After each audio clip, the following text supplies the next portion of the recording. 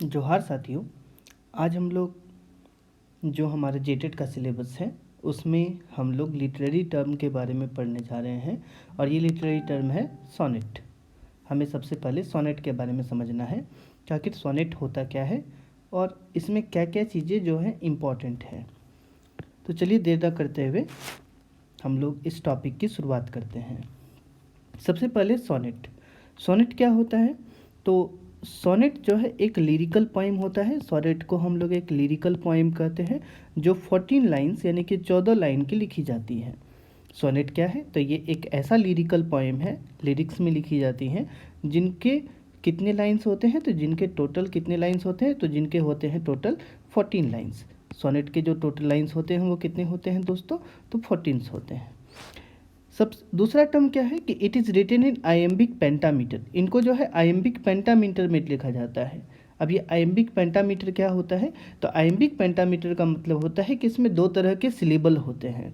एक unstressed syllable होता है और एक स्ट्रेस्ड सिलेबल होता है। और ये जो अनस्ट्रेस्ड और स्ट्रेस्ड सिलेबल है इनको 5 मीटर में लिखी जाती है।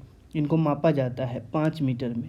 तो जब इसे 5 मीटर में लिखा जाएगा, जब कभी अनस्ट्रेस्ड और स्ट्रेस्ड सिलेबल को 5 मीटर में लिखा जाएगा, तो अनस्ट्रेस्ड और स्ट्रेस्ड सिलेबल को जब हम लोग 5 मीटर में लिखेंगे तो हम कहेंगे कि ये आयम्बिक पेंटामीटर में लिखा जा रहा है और ये सोनेट है। सोनेट का जो थीम होता है, सोनेट का यदि हम लोग थीम का बात करें तो सोनेट का जो थीम है वो है लव। सोनेट का जो थीम है वो क्या है? तो वो लव है। इसे लव पे लिखा जाता है। साथ में ये जो सोनेट है इसको एक लैटिन वर्ड से डिराइव किया गया है। कैसा वर्ड है? तो लैटिन वर्ड है। और ये लैटिन वर्ड क्या है? तो लैटिन वर्ड है सोनेटो। सोनेट को एक लैटिन वर्ड से डिराइव किया गया है और ये लैटिन वर्ड क्या है? तो ये लैटिन वर्ड जो है सोनेटो है। ये जो सोनेटो है, सोनेटो का मतलब क्या होता है? यदि हम उस लैटिन वर्ड का मतलब समझने की कोशिश करें तो उस लैटिन वर्ड का मतलब होता है सॉन्ग, मतलब कि गाना। नेक्स्ट है कि it is broad from Italy, कि इसे इटली से लाया गया था इंग्लैंड। इटली से इंग्लैंड कौन लाया था? तो इसे थॉमस यार्ड के द्वारा लाया गया था 16th सेंचुरी में। सोनेट जो है इसे थॉमस यार्ड के द्वारा 16th सेंचुरी में इटली से इंग्लैंड लाया गया था। अर्ल ऑफ सर्रे जो है, जो अर्ल ऑफ सर्रे थे वो क्या किए थे कि उसी चीज़ को, जो सोनेट है उसके जगह पे वो ब्लैंक वर्सेस लाए थे। अब ये ब्लैंक वर्स क्या होता है? ये ब्लैंक वर्स ऐसे लिटरेरी टर्म्स होते हैं जिनमें राइमिंग स्कीम नहीं पाया जाता। ब्लैंक वर्सेस में राइमिंग स्कीम नहीं होते हैं। और जो ब्लैंक वर्सेस हैं इसको किसके द्वारा लाया गया था? तो जो ब्लैंक वर्सेस हैं उनको लाया गया था अर्ल ऑफ सर्रे के द्वारा। नेक्स्ट है कि इटली के जो पेट्रार्कल पैटर्न है, इटली का जो पेट्रार्कल पैटर्न होता है, इटली के जो पेट्रार्क में सोनेट होता है, जो इटली का पेट्रार्क सोनेट है उसमें कुछ पैटर्न हम लोगों को देखने को मिलता है। सबसे पहला जो पैटर्न होता है, जो सबसे पहले सोनेट में जो लाइंस होते हैं उसमें टोटल 8 लाइंस होते हैं। मतलब पहले ऑक्टेव्स होता है और उसके बाद 6 सेस्टेट्स होते हैं। ऑक्टेव्स जो होते हैं इनमें प्रॉब्लम पाई जाता है। जो हम लोग पोएम जो सोनेट लिखा जाता है उस सोनेट में सबसे पहले जो ऑक्टेव्स होते हैं उनमें प्रॉब्लम होती है और जो 6 सेस्टेट्स होती हैं इनमें सॉल्यूशन पाया जाता है, इनमें सॉल्यूशंस होती हैं। इस तरीके से टोटल जो है कितने लाइंस होते हैं? तो टोटल 14 लाइंस होते हैं, जैसा कि हम लोग पढ़े कि सोनेट टोटल 14 लाइंस की होती हैं। इटली का या फिर जो पेट्रार्क पैटर्न है उसे हम लोग मिल्टॉनिक पैटर्न भी बोलते हैं। इटली का जो पैटर्न है या फिर जो पेट्रार्क पैटर्न है उसे मिल्टॉनिक पैटर्न भी कहा जाता है। और इसका जो राइमिंग स्कीम है, सबसे पहले देखिए क्या कि जो पेट्रार्क पैटर्न है उसमें 8 ऑक्टेव्स होते हैं, 6 सेस्टेट होता है।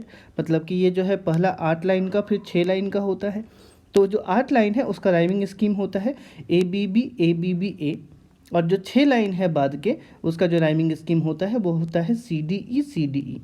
तो ये इसका क्या है? राइमिंग स्कीम है। अर्ल ऑफ सर्रे जो थे वो थोड़ा सा बदलाव किए।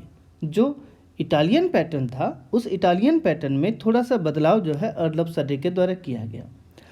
जो इटालियन पैटर्न था उसमें हम लोग देखें कि उसमें एक 8 लाइंस की ऑक्टेव्स थी और दूसरा जो है 6 लाइंस का सेस्टेट था। ऑक्टेव्स में प्रॉब्लम होती थी और सेस्टेट में सॉल्यूशन पाया जाता था। अर्ल ऑफ सर्रे जो है वो क्या किए कि कुछ पैटर्न में चेंज किए, सोनेट के पैटर्न में चेंज किए। अब ये सोनेट का पैटर्न में किस तरीके का चेंज हुआ? इसमें सबसे पहले 3-4 लाइन का जो है एक कोट बना और लास्ट का 2 लाइन का कोट बना। जो पहला जो 3-4 लाइन के कोट्स हैं इन 4 लाइन के जो सोनेट होती हैं उनको क्वाट्रेन कहा जाता है, और जो 2 लाइन का जो है सोनेट होता है उसे हम लोग कपलेट कहते हैं। इसका मतलब कि जो अर्ल ऑफ सर्रे के द्वारा सोनेट लाया गया था उसमें 3 क्वाट्रेन थी और 1 कपलेट था। 3 क्वाट्रेन और 1 कपलेट।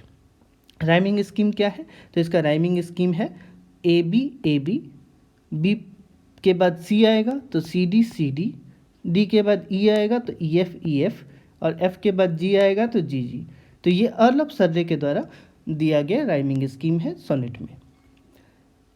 अर्ल ऑफ सर्रे जो सोनेट लाए थे जिसमें कि 3 क्वाट्रेन 1 कपलेट था, इसे हम लोग इंग्लिश पैटर्न भी कहते हैं, या फिर इसे हम लोग शेक्सपियरन पैटर्न भी कहते हैं, क्योंकि ये जो है शेक्सपियर का जो पैटर्न दिया गया था सोनेट का उससे हूबहू मेल खाता है।